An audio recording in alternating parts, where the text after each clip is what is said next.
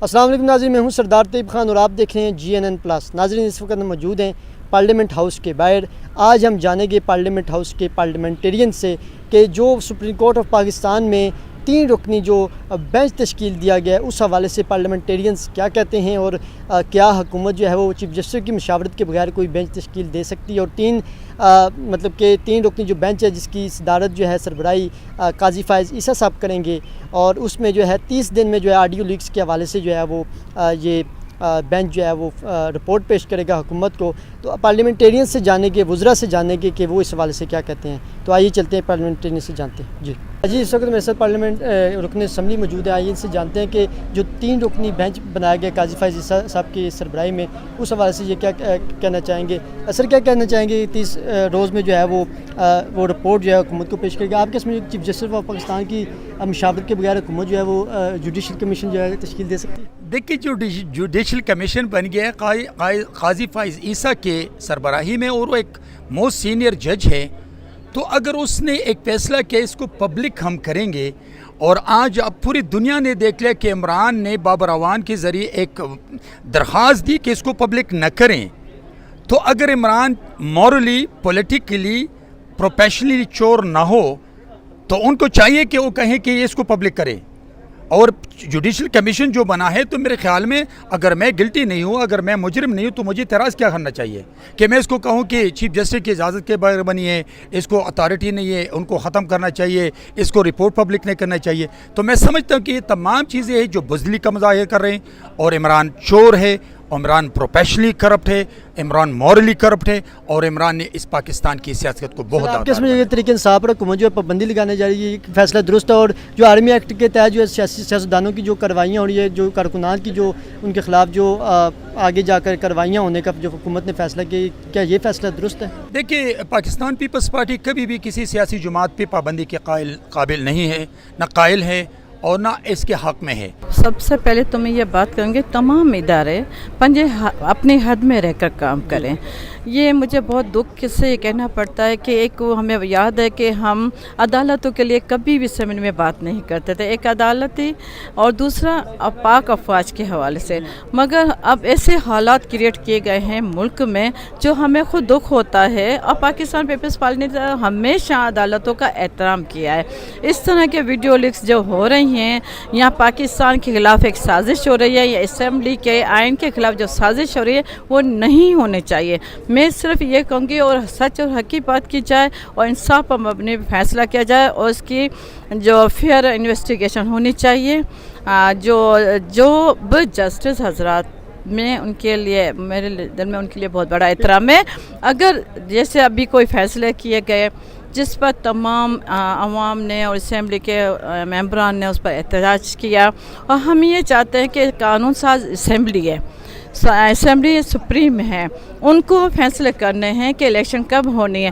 آپ نے دیکھا کہ ایک جسٹس جو بینچز بنایا گیا چند ان پر جسٹس حضرات پر، جو کہ فیئر نہیں تھا، جس پر ہمیں اعتماد نہیں رہا، اور ہمیں اس چیز پر اسمبلی پر ہمیں ڈسکس ہوئی، یہ نہیں ہونی چاہیے۔ 9 جو تاریخ تھا یہ سیاہ دن تھا پاکستان کی تاریخ میں۔ ایسے احتجاج ہم نے نہیں کبا۔ ایک دہشت گردی تھا، ایک اسرائیلی عملہ تھا، ایک عراق کا عملہ تھا، شکل سے ایسے لوگ تھے کہ ہماری جاہل لوگ تھے، اور ایک ایجنٹ نے اس کو ورغلایا، پاکستان کو ٹول پلازوں کو جلایا، پاکستان کے مساجد کو جلایا، پاکستان کے جنا گھر کو جلایا، اور ایک عام لوگوں کو، گاڑیوں کو آگ جلا دی، اور اسی طرح لوگوں کو تکلیف دیا۔ ایک وحشت تھی، دہشت تھی، یہ بالکل کلی دہشت گردی تھا، یہ تو بالکل دہشت گردی تھا۔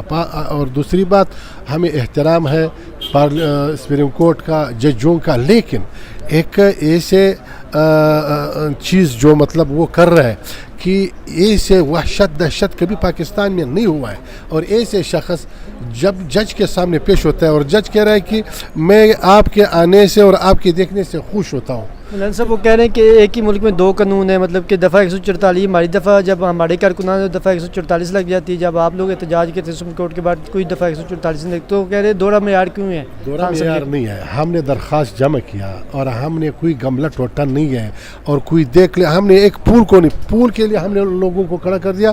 اگر یہ پول کسی نے پاؤ لگایا تو پھر خیر نہیں ہے، اور دیکھ لیا हमने एक पुरअमन एहतजाज किया, हमारी तो दहशत गर्दी नहीं था, इसके दहशत गर्दी की वजह से ये लग गया। इंतहाई अफसोसनाक वाक़यात 9 मई और 10 मई को हुए हैं। जितनी भी इसकी मजम्मत की जाए बहसीयत पाकिस्तानी, बहसीयत नबी पाक सल्लल्लाहु अलैहि वसल्लम का उम्मती मुसलमान होने के, वो बहुत कम है। इसलिए कि सियासी जमातों के कारकुन, सियासी जमातों के कायदीन एहतजाज करते हैं, उनका राइट होता है। आप देखें मोहतरमा बेनज़ीर भुट्टो साहबा को शहीद किया गया, जुल्फ़िकार अली भुट्टो साहब को फांसी लगाया गया, नवाज़ शरीफ साहब को अरेस्ट किया गया, उनकी आंखों के सामने उसकी बेटी मरियम नवाज़ साहबा को अरेस्ट किया गया, लेकिन किसी ने कोई गिराओ जलाओ तोड़ फोड़ कुछ भी नहीं की। ये सियासी जमातें इस तरह नहीं करती हैं। सियासी जमातें जो हैं वो अपना प्रोटेस्ट जो है वो ज़रूर करती हैं और उसको रिकॉर्ड करवाती हैं। वो आर्मी के तनसीबात को नहीं जलाती हैं, रेडियो पाकिस्तान को नहीं जलाते हैं, कायदे आज़म के घर को जलाया गया, और फिर सबसे बढ़कर आप देखें कोर कमांडर के घर पे हमला हुआ लाहौर में, और GHQ पर हमला किया गया। इतना तो मैं समझता हूँ कि इंडिया ने पाकिस्तान को नुकसान नहीं पहुँचाया था, पाकिस्तान की तनसीबात को, जितना इमरान खान और उसकी पार्टी ने पहुँचाया। और फिर हमारे उन शोधा में दुख और अफसोस तो इस बात के ऊपर है कि जिन शोधा ने अपनी जानें कुर्बान की हैं इस्लामी जमहूरिया पाकिस्तान के ऊपर, पाकिस्तान के दिफा और सलामती के ऊपर, तो सरदार साहब क्या कहेंगे कि कल इमरान खान साहब जो है नैब में पेश होने जा रहे हैं, उनके अहलिया भी उनके साथ हमला होंगी। आप क्या समझते हैं कि तोशा खाना में इमरान खान साहब की कल गिरफ्तारी हो सकती है? देखिए जी, इमरान खान को पेश होना चाहिए। 60 अरब रुपया उसने लूटा है, क्यों पेश हो रहा है? नवाज़ शरीफ नहीं पेश होता रहा, शहबाज शरीफ नहीं होता रहा, जरदारी साहब नहीं होते रहे, उसको पेश होना चाहिए, उसको अपनी सफाई पेश करनी चाहिए। जी बिल्कुल, हमने आज पार्लियामेंटेरियन से जिस तरह हमने बात की और उनसे हमने पूछा कि क्या पाकिस्तान तहरीक इंसाफ पर पाबंदी लगनी चाहिए या नहीं लगनी चाहिए। रमेश कुमार साहब ने कहा कि किसी भी पॉलिटिकल पार्टी पे जो है वो पाबंदी नहीं लगनी चाहिए।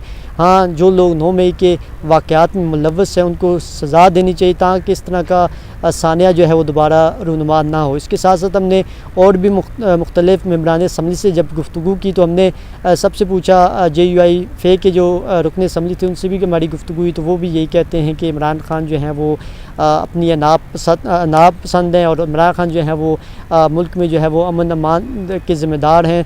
तो हमने उनसे क्वेश्चन किया कि क्या इमरान खान पर पाबंदी या उनकी पार्टी पर पाबंदी हुकूमत की जानिब से एक तजवीज़ काबीना में सामने आई, क्या लगनी चाहिए नहीं लगनी चाहिए, तो उनका यही कहना था कि पाबंदी जो है वो लगनी चाहिए। जबकि पाकिस्तान पीपल्स पार्टी के जो मौक़िफ़ है, उनकी जो रुकन असम्बली थी फ़ीमेल, वो तो कह रही थी कि मेरी ज़ाती राय ये है कि लगनी चाहिए। बहरहाल जो उनके चेयरमैन हैं बिलावल भुट्टो जरदारी साहब, उन्होंने बरहा कहा है कि पीपल्स पार्टी जो है वो किसी भी पार्टी सियासी पार्टी की पाबंदी के हक़ में नहीं है। जब मैंने मुख्तलिफ मेम्बरान असम्बली से क्वेश्चन किया कि क्या आर्मी एक्ट के तहत जो है वो सियासतदानों के ख़िलाफ़ कार्रवाई होनी चाहिए या नहीं होनी चाहिए, तो इस पर कोई भी मेम्बरान असम्बली खातिर ख्वाह जवाब देने से कासर रहा है और कोई भी उन्होंने खातिर ख्वाह जवाब नहीं दिया, और इस पर वो मेरे सवाल का जो है वो जवाब जो है वो गोल करके वो रुखसत हो गए। GNN+ से सरदार तैयब खान को पार्लियामेंट हाउस से इजाज़त दीजिए। खुदा हाफ़िज़।